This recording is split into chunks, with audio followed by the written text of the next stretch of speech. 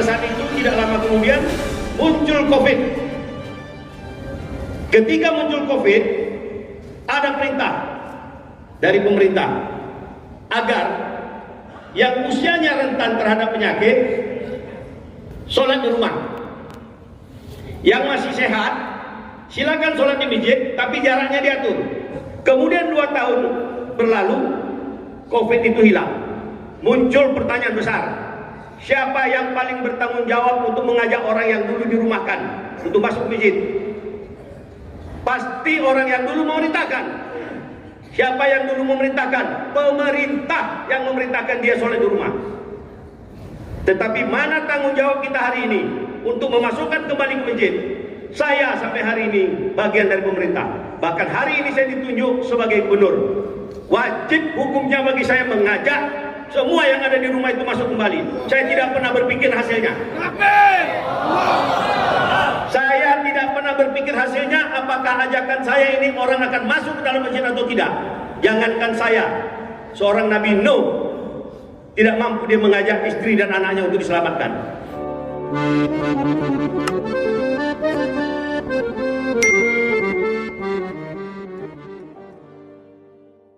Cari beras, burung elang bermain di kali.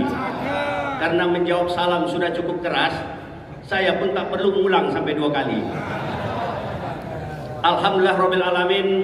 Assalatu wassalamu ala asrafil anbiya'i wal mursalin Sayyidina wa maulana Muhammadin wa ala alihi wa sahbihi ajma'in, amma ba'du. Pertama-tama mari dengan tiada henti kita mengucap syukur kepada Allah SWT karena hingga subuh hari ini kita masih diberikan kesehatan, kekuatan dan kesempatan sehingga bisa hadir di tempat yang mulia ini dan di waktu yang mulia. Kenapa? Saya selalu mengatakan ini, yakinlah dalam waktu yang bersamaan ketika kita hari ini berkumpul di Masjid Raya An-Nur, ada saudara kita di belahan bumi yang lain itu sedang menghadapi sakratul maut. Saat ini ada beberapa saudara kita sedang menghadapi sakratul maut. Kita hari ini Allah berikan kesehatan, Allah berikan kekuatan, Allah berikan kesempatan. Tidakkah mau kita melangkahkan kaki untuk mengucapkan syukur kepada Allah dengan hanya sekedar mengucapkan syukur alhamdulillahirabbil alamin.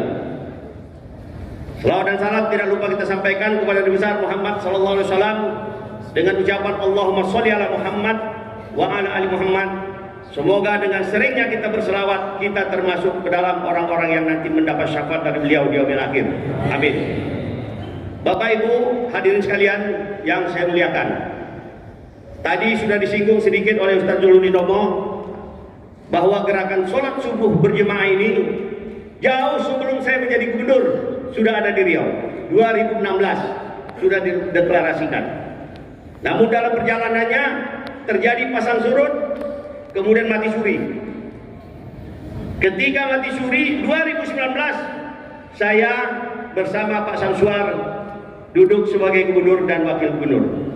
Pada saat itulah saya mencoba untuk menggalakkan kembali. Makanya ada dari Majelis Ulama Indonesia Riau, ada dari unsur pemerintah, ada dari tokoh masyarakat, siapapun boleh masuk. Karena ini sebagaimana yang tadi disampaikan adalah gerakan dakwah, gerakan mengajak dalam rangka untuk mendapatkan kemuliaan. Karena Allah itu jelas-jelas mengatakan, takwakan dirimu, tak usah pikirkan mulia itu. Mulia itu urusanku, kata Allah. Inna akramakum indallahi atqakum. Yang paling mulia di sisi Allah itu yang paling takwa. Tugas kita satu, takwakan diri kita. Tak usah pikirkan kemuliaan. Kemuliaan itu urusan Allah. Takbir. Oleh karena itulah saya coba galakkan kembali. Ketika 2019 kita coba rajut kembali gerakan sholat subuh berjemaah. Tetapi pada saat itu tidak lama kemudian muncul COVID.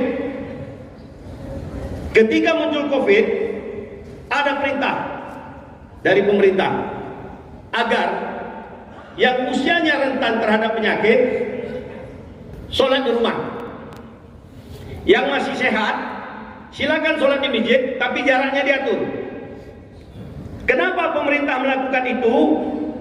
Karena saran masukan dari para ulama, saran masukan dari para praktisi kesehatan. karena COVID itu nyata. Faktanya, beberapa tokoh ulama kita juga meninggal karena COVID. Oleh karena itulah, sementara kita atur, kemudian 2 tahun berlalu, COVID itu hilang. Muncul pertanyaan besar, siapa yang paling bertanggung jawab untuk mengajak orang yang dulu dirumahkan untuk masuk masjid? Pasti orang yang dulu memerintahkan. Siapa yang dulu memerintahkan? Pemerintah yang memerintahkan dia sholat di rumah.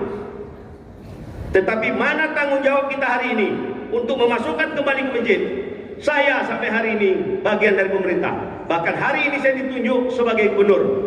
Wajib hukumnya bagi saya mengajak semua yang ada di rumah itu masuk kembali. Saya tidak pernah berpikir hasilnya.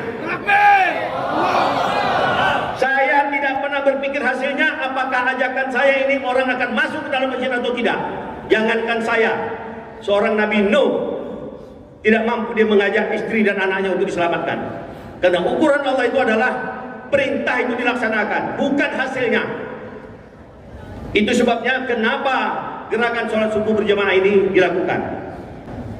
Kemudian yang berikut, kenapa sholat subuh? Kenapa bukan gerakan sholat asar berjamaah?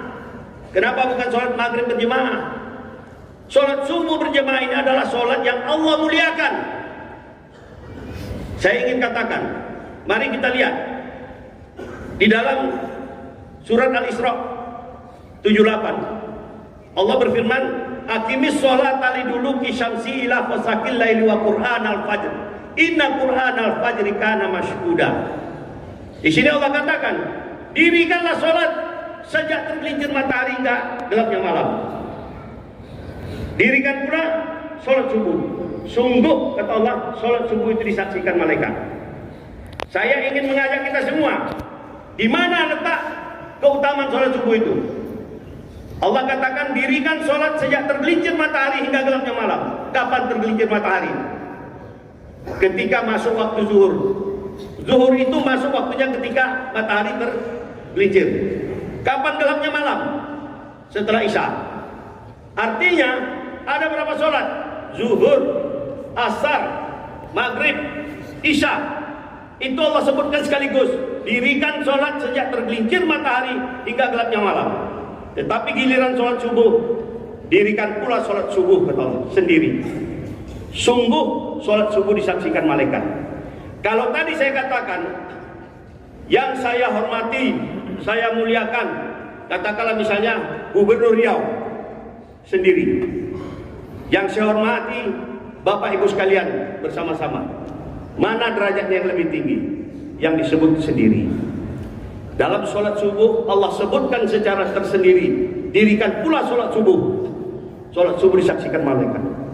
Artinya nilai sholat subuh itu tertinggi di antara ibadah-ibadah yang lain. Itu sebabnya kenapa gerakan sholat subuh berjamaah ini. Karena saya ingin memberikan pengabdian yang tertinggi kepada Allah Sang Pencipta kita. Amin. Jadi kalau kita melangkahkan kaki menuju ke masjid ini saja berat, terus kesetiaan seperti apa lagi yang bisa kita tunjukkan kepada Sang Pencipta? Hanya untuk melangkahkan kaki menuju ke masjid ini tidak bisa. Padahal ini besok kita perlukan di akhirat sana. Al-yauma nakimu ala afwahihim wa tukallimuna aydihim wa tashhadu arjuluhum bima kanu yaksibun. Surat Yasin 65. Pada hari ini kami kunci mulut mereka, kata Allah. Dikunci mulut ini. Maka berkatalah tangan mereka kepada kami, dan menjadi saksilah kaki mereka atas apa yang dulu dia kerjakan. Ini besok kita butuhkan di hadirat Allah. Kakinya akan bersaksi. Betul dia menuju ke masjid bersama-sama, berkumpul sama semua orang. Ini yang akan bersaksi.